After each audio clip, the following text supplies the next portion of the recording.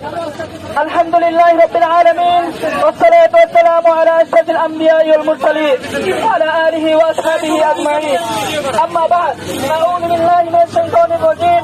بسم الله الرحمن الرحيم. يا أيها الذين آمنوا لا ترفعوا أصواتكم فوق صوت النبي إلى آخر الآية. কবি নজরুল সরকারি কলেজ ইসলামের ইতিহাস ও সংস্কৃতি স্টুডেন্ট অ্যাসোসিয়েশন এর আয়োজনে আজকে ভারতে আমাদের প্রাণের স্পন্দন মহানবী সাল্লাল্লাহু আলাইহি ওয়াসাল্লামকে নিয়ে জঘন্য কটূক্তিকারী ভারতের মহারাষ্ট্রের পুরোহিত হিন্দু পুরোহিত রামগিরি মহারাজ যে জঘন্য বক্তব্য দিয়েছে, জঘন্য কটূক্তি করেছে এবং সেই বক্তব্যকে বিজেপির সংসদীয় নেতা নীতিশ নারায়ণ রানে সে সমর্থন করেছে। এই তাদের এই প্রতিবাদে আমাদের এই বিক্ষোভ মিছিল এবং প্রতিবাদ সমাবেশের আয়োজন করা হয়েছে। সম্মানিত সংগ্রামী সাথী বন্ধুগণ, আপনারা এতক্ষণ এই সংগ্রামে এই আন্দোলনে যুক্ত ছিলেন, এই জন্য আপনাদের সবাইকে সংগ্রামী শুভেচ্ছা। সংগ্রামী সাথী বন্ধুগণ, আল্লাহর রাসূল আল্লাহ তাআলা কোরআনে বলেছেন, ইয়া আইয়ুহাল্লাযীনা আমানু, হে ঈমানদারেরা, লা তারফাউ আসওয়াতাকুম ফাওকা সাওতিন নবী, তোমাদের কণ্ঠের আওয়াজ যেন আমার নবীর কণ্ঠের আওয়াজের চেয়ে না বেশি না হয়। যেখানে আল্লাহ তাআলা আমার রাসূলের কণ্ঠের আওয়াজের চেয়ে কণ্ঠের আওয়াজ বেশি না করতে বলেছে, সেখানে কুলাঙ্গার মুস্তাফা রাসূল আমার নবীকে গালি দেয়। যেই গুস্তাখে রাসূল রাসূলুল্লাহ সাল্লাল্লাহু আলাইহি সাল্লামকে গালি দিয়েছে, কটাক্ষ করেছে, রাসূলুল্লাহ সাল্লাল্লাহু আলাইহি ওয়াসাল্লাম জঘন্য কটাক্ষ করেছে, সে শুধু আমাদের দুশমন না, সে মানবতার দুশমন, সে বিশ্ব সভ্যতার দুশমন, সে আমার নবীর দুশমন, সে আমাদের জানের দুশমন। সুতরাং আল্লাহর দুশমনের এই পৃথিবীতে বেঁচে থাকার কোনো অধিকার নেই।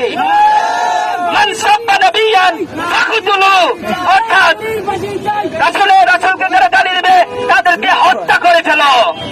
ভাষায় বলতে চাই, আল্লাহর রাসূল আমাদের প্রাণের স্পন্দন, আমাদের কলিজার টুকরা।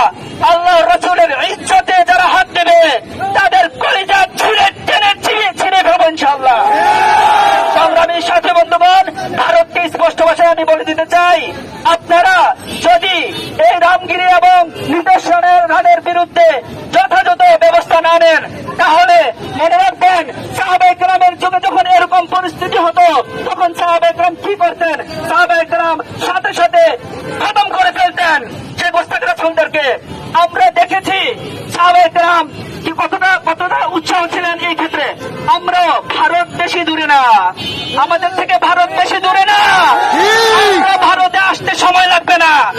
আমরা এসে সেই গোস্তাখে রাসূলকে যদি ব্যবস্থা না নেওয়া হয়, আমরা তাকে খতম করতে পিছপা হব না। সুতরাং আপনারা দ্রুত ব্যবস্থা করুন। আর বাংলাদেশে আলহামদুলিল্লাহ আগে একটা সময় নাস্তিকদের আনাগোনা ছিল, আলহামদুলিল্লাহ কিছুদিন যাবৎ নেই।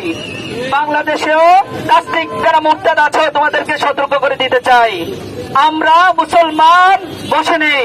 যদি কোনো কারণে আমাদের রাসূলকে নিয়ে ইসলামকে নিয়ে কটাক্ষ করো, তাহলে তোমাদেরকে ছাড় দেওয়া হবে না ইনশাআল্লাহ।